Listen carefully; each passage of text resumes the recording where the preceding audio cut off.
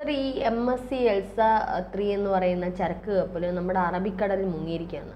ഇതുമായിട്ട് ബന്ധപ്പെട്ട നിരവധി വാർത്തകളാണ് വരുന്നത്. എല്ലാവരെയും ഭയപ്പെടുത്തുന്ന തരത്തിലുള്ള വാർത്തകൾ.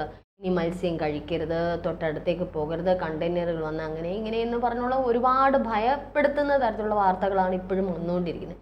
ശരിക്കും ഇതിൻ്റെ നിജസ്ഥിതി എന്താണ്? ഒരു പ്രാർത്ഥനയുള്ളൂ ഈ ഒരു കപ്പൽ ഛേദം കഴിഞ്ഞതോടുകൂടി. ദയവ് ചെയ്ത് കപ്പലുകളെ നിങ്ങൾ മുങ്ങുവാണെങ്കിൽ കേരള തീരം കഴിഞ്ഞ് നമ്മുടെ റിപ്പോർട്ടർ അരുൺകുമാറിൻ്റെയും അതുപോലെ തന്നെ ശ്രീകണ്ഠൻ നായരുടെയും അതുപോലെ തന്നെ ഷാജൻ സ്കറിയയുടെയും നോട്ടപരിധിക്ക് അപ്പുറമെങ്ങാനും പോയ മുങ്ങാവേ. ഇവിടെ കണ്ണിൽ കണ്ടാൽ നിങ്ങൾ കപ്പൽ ഛേദത്തിനേക്കാൾ വലിയ ഛേദങ്ങൾ അനുഭവിക്കേണ്ടി വരും.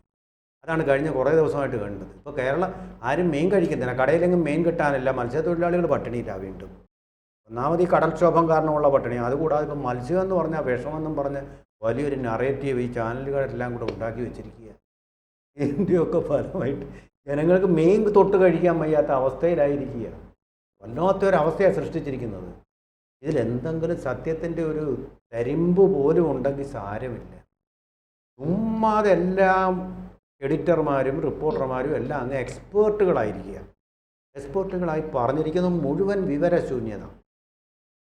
വിവരശൂന്യതയാണ് പറഞ്ഞിരിക്കുന്നത്.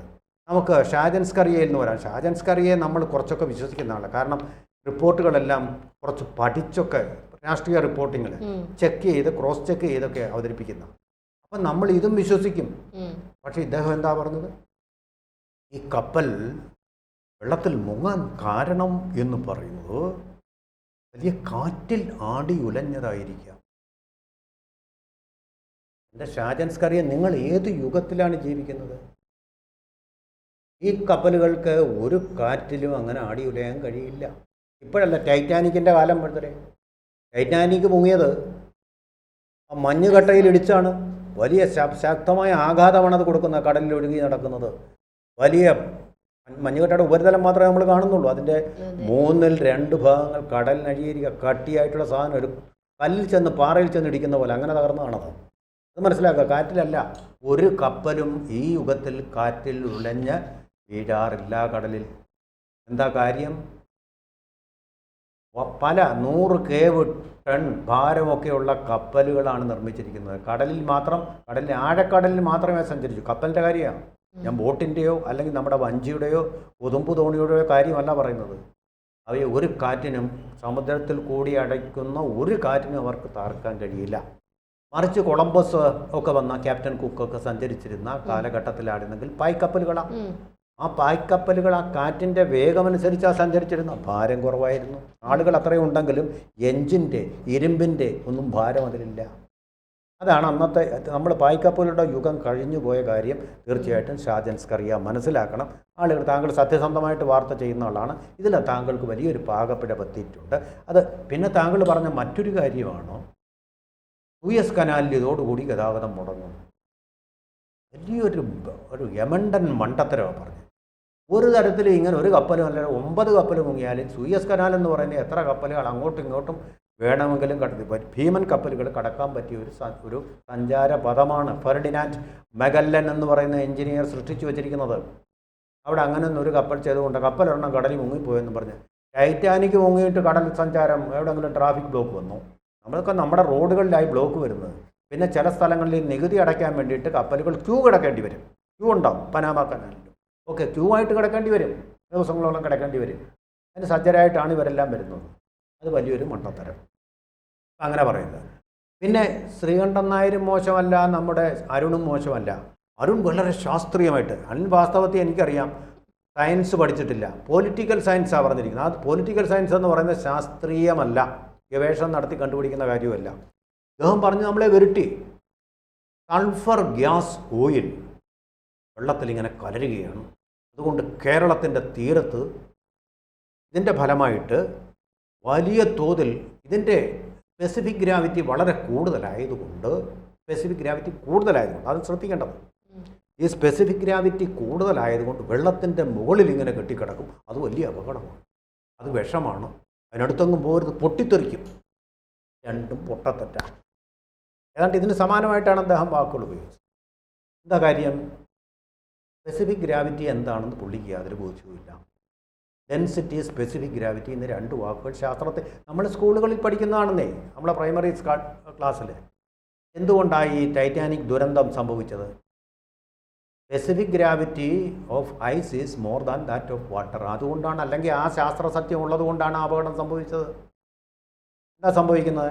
മഞ്ഞ് മല വെള്ളത്തിൽ ഉയർന്നു കിടക്കും, അതിങ്ങനെ ഒഴുകി നടക്കും. 1-2 ഭാഗം കടലിനടിയിലാണെങ്കിലും ഒഴുകി നടക്കാം. ഒഴുകി നടക്കാൻ കാര്യം എന്താണ്? ആ മഞ്ഞെന്ന് പറയുന്ന ഐസിൻ്റെ സ്പെസിഫിക് ഗ്രാവിറ്റി വെള്ളമെന്ന് പറയുന്ന ആ ദ്രാവകത്തിൻ്റെ സ്പെസിഫിക് ഗ്രാവിറ്റിയേക്കാൾ കുറവാണ്. ഏതിൻ്റെയാണോ സ്പെസിഫിക് ഗ്രാവിറ്റി കുറവ് അതാണ് ഒഴുകി നടക്കുന്നത്. അതൊന്നും മനസ്സിലാവുന്നുണ്ടോ? നമുക്ക്, കാരണം നമ്മുടെ പ്രേക്ഷകർക്കും മനസ്സിലാവണം. ഏതിൻ്റെയാണോ ഭാരം കുറവെന്ന് പറയുന്നത്, ഏതിൻ്റെ ഭാരം കുറവാണോ അതാണ് ഒഴുകി നടക്കുന്നത്. സ്പെസിഫിക് ഗ്രാവിറ്റി എന്നുള്ള വാക്ക് നിങ്ങൾ ഓർക്കണം. അങ്ങനെ വരുമ്പോൾ ഈ ഒഴുകി നടക്കുന്ന സാധനത്തിൻ്റെ സ്പെസിഫിക് ഗ്രാവിറ്റി കുറവെന്നാണ് അതിൻ്റെ അർത്ഥം, അല്ലെങ്കിൽ താഴോട്ട് പോകും.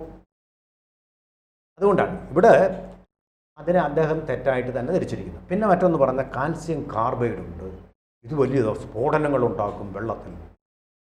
കാൽസ്യം കാർബൈഡ് വിഷമാണ്, സമ്മതിച്ചു. കാൽസ്യം കാർബൈഡ് വെള്ളവുമായിട്ട് ചേരുമ്പോൾ അവിടെ ഒരു സ്ഫോടന റിയാക്ഷൻ ഉണ്ടാകും. പക്ഷേ വെള്ളത്തിനടിയിൽ നമുക്ക് കരയ്ക്ക് വെച്ച് കുറച്ച് വെള്ളം സൾഫർ ഡയോക്സൈഡിൽ ഒഴിച്ചു നോക്കൂ. ചെയ്തിട്ടുണ്ടോ? സ്കൂളിലോ കോളേജിലോ കാണാം, ചെയ്തിട്ടുണ്ടോ? കൈ ഉറപ്പായിട്ടും പൊള്ളിയിരിക്കുന്നു. നിങ്ങളുടെ ടെസ്റ്റ് ട്യൂബിലെ വെള്ളത്തിലേക്ക് ഈ സൾഫ്യൂരിക് ആസിഡ് ഒഴിച്ച ശേഷം വെള്ളം അതിലേക്ക് ഒഴിച്ചാൽ ആ ടെസ്റ്റ് ട്യൂബ് പൊട്ടിയിരിക്കും. അപകടമാണത്. അങ്ങനെ ചെയ്യരുതെന്ന് ആരും പറയുന്നുണ്ട്. വെള്ളം ആദ്യം എടുത്തിട്ട് അതിലേക്ക് സൾഫ്യൂരിക് ആസിഡ് ഒഴിക്കുക. അപ്പോഴൊരു ഗാഢ എഫറവസൻസ് ഉണ്ടാകുമ്പോൾ അതെല്ലാം കൂടെ വലിയ ചൂടുണ്ടാവും. കയ്യിൽ ടെസ്റ്റ് ട്യൂബിൻ്റെ ചൂട് നമുക്കറിയാൻ പറ്റും, കാരണം അതുകൊണ്ട് റിയാക്ഷൻ്റെ ഫലമായിട്ടുണ്ടാകുന്ന ചൂട്. ഈ കാൽസ്യം കാർബൈഡ് ഇതുപോലെ റിയാക്ഷൻ ഉണ്ടായി ചൂടുണ്ടാകുന്നു ഇരിക്കട്ടെ, എനിക്ക് അതിൻ്റെ സ്പെസിഫിസിറ്റി ഒന്നും അറിയില്ല, എൻ്റെ കെമിസ്ട്രി അറിയില്ല. പക്ഷേ ഈ ചൂടുണ്ടായി കഴിഞ്ഞാൽ അഗാധമായി സമുദ്രജലത്തിൽ ഈ ചൂടുണ്ടാക്കുന്ന പ്രഭാവം എന്ന് പറഞ്ഞാൽ വളരെ നിസ്സാരമാണ്. ഒന്നും സംഭവിക്കില്ല. അപ്പോൾ തെറ്റായ അറിവുകൾ നൽകുകയാണ്. പിന്നെ ഇതിലിപ്പോൾ സംഭവിച്ച കാര്യമാണല്ലോ, നമുക്കെല്ലാം അറിയട്ടെ എന്താണ് സംഭവിച്ചതെന്നുള്ളത്. ഈ കപ്പലിൻ്റെ ഇപ്പോൾ പറയുന്ന ഒരു കാര്യം, ഇതിന് ബലാസ്റ്റിക് ഫോഴ്സ് എന്ന് പറഞ്ഞൊരു ഫോഴ്സ് ഉണ്ട്. ഈ ബലാസ്റ്റിക് ഫോഴ്സ് ഇതിൻ്റേത് ശരിയല്ലായിരുന്നു, അതുകൊണ്ടാണ് മറിഞ്ഞു വിടാൻ ഇടയായത്. മറ്റൊരു വാദം പറയുന്നത് അവിടെ കണ്ടെയ്ൻമെൻറ്റ് സ്റ്റാക്കിംഗ് എന്ന് പറഞ്ഞൊരു പരിപാടിയുണ്ട്. പരിശീലനം ശ്രദ്ധിച്ചവർ വിഴിഞ്ഞത്ത് നടത്തുന്ന ഒരു പരിപാടിയാണ് കണ്ടെയ്ൻമെൻറ്റ് സ്റ്റാക്കിംഗ് എന്ന് പറഞ്ഞാൽ ഒന്നുമില്ല, കണ്ടെയ്നർ സ്റ്റാക്കിംഗ്. കണ്ടെയ്ൻമെൻറ്റ് അല്ല, കണ്ടെയ്നർ സ്റ്റാക്കിംഗ്.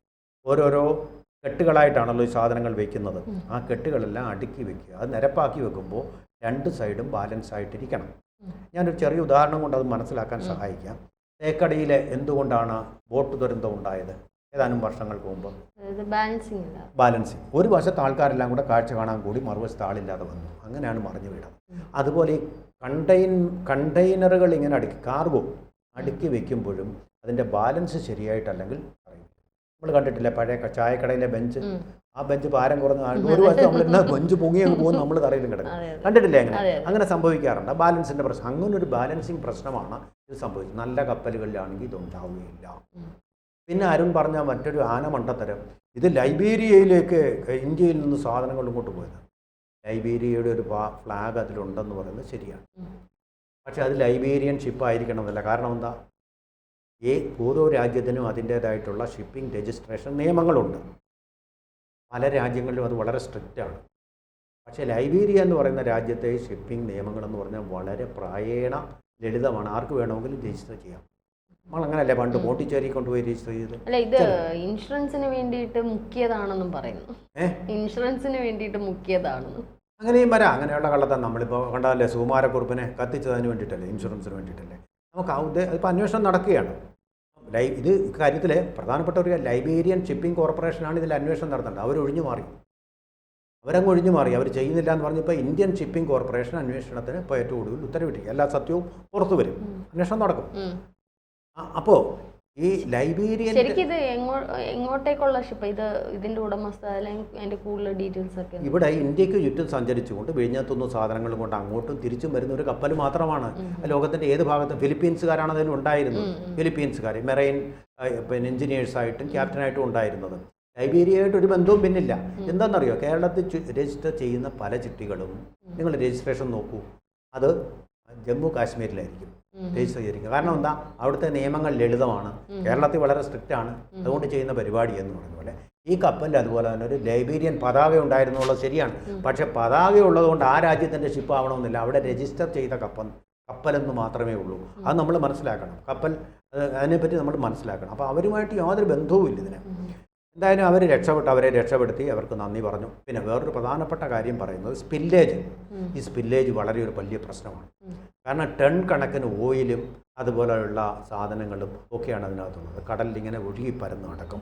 ഇത് വലിയൊരു ഭീഷണിയാവുന്നത് എന്തുകൊണ്ട്? മനുഷ്യർക്കല്ല. ഇത് പെലാജിക് ഫിഷ് എന്ന് പറയുന്ന ഉപരിതലത്തിൽ സഞ്ചരിക്കുന്ന മത്സ്യങ്ങളുണ്ട്. മത്തി പോലുള്ള ചെറിയ മത്സ്യങ്ങൾ. ഇതിനാണ് നമ്മൾ പെലാജിക് ഫ്ലോട്ടിംഗ് ഫിഷ് എന്ന് പറയുന്നത്. അതിൻ്റെ ബ്രീഡിംഗ് സീസണാണ്. അതിൻ്റെ മുട്ട വിരിഞ്ഞ് കുഞ്ഞുങ്ങളുണ്ടാകുന്ന സമയം. ഈ സമയത്ത് ഇങ്ങനെ പരന്നു കഴിഞ്ഞാൽ അതിന് ഓക്സിജൻ കിട്ടാതാവും. ഇങ്ങനെ ഒരു പാട പോലല്ലേ വരുന്നത്. അന്തരീക്ഷത്തിൽ നിന്നുള്ള ഓക്സിജൻ കിട്ടാതെ ഈ കുഞ്ഞുങ്ങളെല്ലാം ചത്തുപോകും. അപ്പോൾ ഇനി നമുക്കൊരു കാലത്ത് കുറച്ച് നാൾ കഴിയുമ്പോൾ ഈ മീൻ കിട്ടാതെ വരും കടലിൽ. അത് വലിയൊരു സാമ്പത്തിക പ്രശ്നം ഉണ്ടാക്കുന്നുള്ളൊരു ഭീഷണി ഒഴികെ വേറെ ഒന്നും തൽക്കാലം ഉണ്ടാവാൻ ഇടയില്ല. ഈ അടിക്ക് കണ്ടെയ്നറുകൾ ഇനിയും കിടപ്പുണ്ട്, ആ രാസവസ്തു ഉള്ളത്. അപ്പോൾ അത് പൊട്ടുമ്പോൾ ഒരു ഭീഷണി ഉണ്ടാവത്തില്ല. അടുക്കാത്ത ആ സാധനങ്ങളെല്ലാം ചെയ്യുന്നത് വെള്ളം കയറി അത് കടലിൻ്റെ അഗോധ ഗർത്തത്തിലേക്ക് അങ്ങ് പോവുക. അത് ഒരു തരത്തിലുള്ള ഭീഷണിയും ഉണ്ടാക്കാനുള്ള കെൽപ്പില്ല.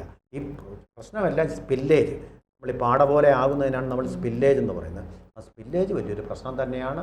കടലിന് പ്രശ്നമാണ്, മത്സ്യം കഴിക്കുന്നതുകൊണ്ടൊന്നും പരിസ്ഥിതി പ്രശ്നമാണ്.